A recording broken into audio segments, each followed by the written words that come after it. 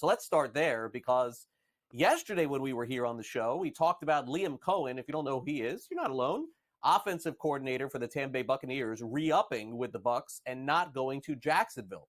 A short time later, we found out that the owner of the Jaguars, Shad Khan, fired the Jaguars general manager. His name is Trent Baalke. He is out. Don't know if the two things are correlated. A lot of people are speculating they are.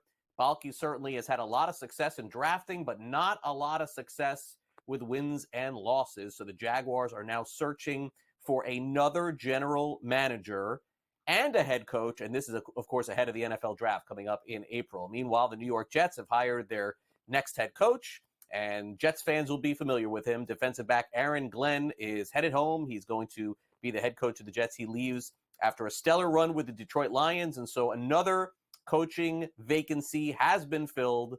Glenn did a fantastic job with the Lions defense over the years, although you probably would say that injuries really derailed them at the end of the year. Glenn, a defensive specialist, although he says he's a coach regardless. The Las Vegas Raiders have a new GM also, and there is some correlation here to one of their limited partners in Tom Brady. His name is John Spytek, not Spygate, Spytek. He is their new general manager. Has that joke been made yet? Hopefully I'm not the first one. He was with Tom Brady back at Michigan in 1999. And also was with the Tampa Bay Buccaneers staff a few years ago. And so he will be tasked with hiring the next head coach of the Raiders and also finding a quarterback for the Raiders. They've had a hard time doing that as well. Last night, Jimmy Butler did not attend a flight when they went on the road. There are several reports saying that they had a different practice schedule. Maybe this is why this has happened. Who really even knows the story right now? But here's what we know. No Jimmy Butler for the Miami Heat for their next two road games. He was suspended again on this next two-game road trip. The Heat has been trying to trade Butler, and they have a deadline coming up in February where they're going to have to make this happen. We know the Suns have been in play trying to acquire draft picks to make this happen as well. But Jimmy Butler, two more games of not being on the court with Miami. Al Golden, former head coach in college football at the University of Miami, is returning to the Bengals as defensive coordinator. He was linebackers coach with them back in 2020 and 2021. Not 1920. That'd be 100 years ago. That'd be too long. Joe Mixon of the Houston Texans had a fine reissued, this time for making comments about the referees. He went to social media to say how much BS it was and doesn't seem to really have any filter when it comes to this. But needless to say, Mixon's not even playing and getting fined for the referees based on last week. Titans general manager Mike Borgonzi says all options are on the table. The Titans have the number one overall pick in the draft. He met with the media yesterday, and certainly with several months to go before it all happens, he's not going to tip his hand as to who they like. It's early. We just started. The first thing we're talking about is our roster, and then getting down to the Senior Bowl and the East-West actually first. So we're very early in those discussions. You mentioned that all options are on the table. I imagine same thing in your eyes. Yes, we're coming into this. I'm coming in with this an open mind. But we're going to evaluate every situation and make the best decision for us with that pick. Over in the NBA last night, a battle of two potential finalists in the East and West. I mean, Houston's a little bit of a long shot, but man, they have looked fantastic. They beat the Cavs 109-108. Ime Udoka has done such a great job since heading over to Houston. Of course, he was let go by Boston for some indiscretions, as they say, several years ago. Udoka, not all that excited, by the way. I know they had a lead in this one, and certainly Cleveland came back. He talked about the outcome after the game. I think we were not aggressive enough in the zone. We got in the middle a few times and had opportunities to look to score, had got in the dunker or kickouts that were wide open and missed those. And it kind of bogged us down a little bit. Obviously, 39-point first quarter, 33-point third quarter. They went to zone to slow it down, and we needed to get stops to get out and run a little bit, and didn't really convert in transition, so it allowed them to sit in the zone a little bit. But got some decent looks. Obviously, Fred hit the two big threes. Jalen got some really good looks out of there as well, so you make those a little bit different, and maybe they don't stand as much, but credit to them. We weren't great against it and let them back in the game. On the night where bench points, how important was your bench tonight? Big. It felt like right from the beginning they came in and gave us some extra juice. Loved the physicality.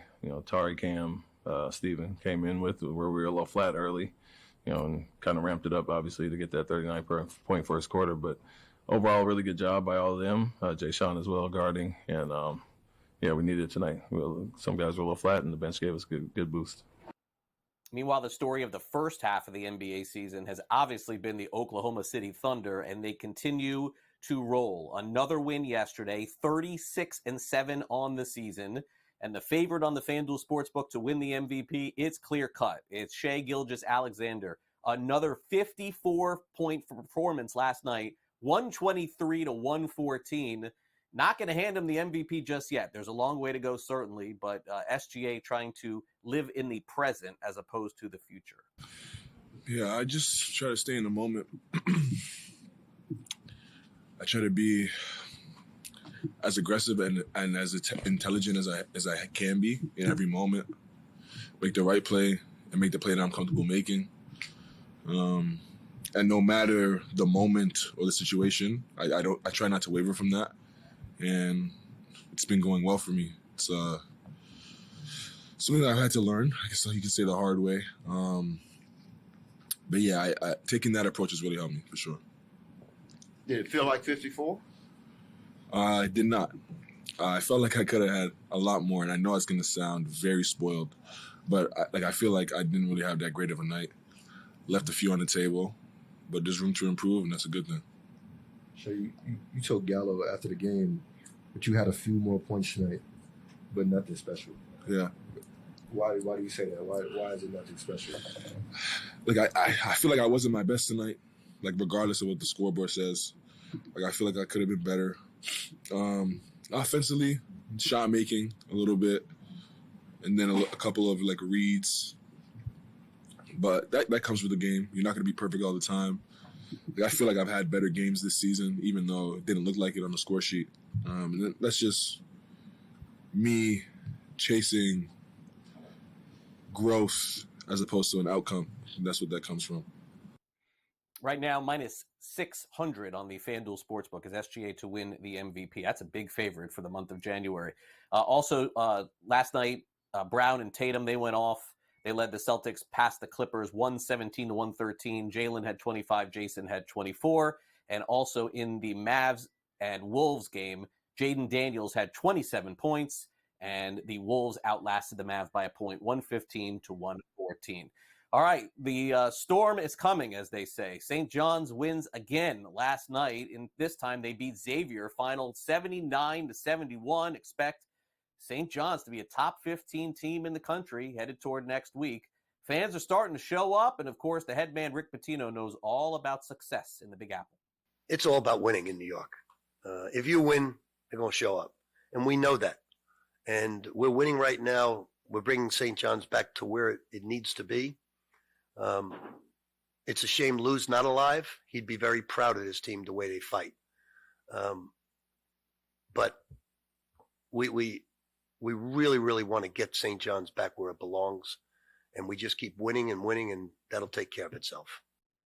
Couple of notes in college basketball last night. The Gators beat South Carolina 70-69. Texas A&M beats Ole Miss 63-62. Kansas beats TCU 74-61.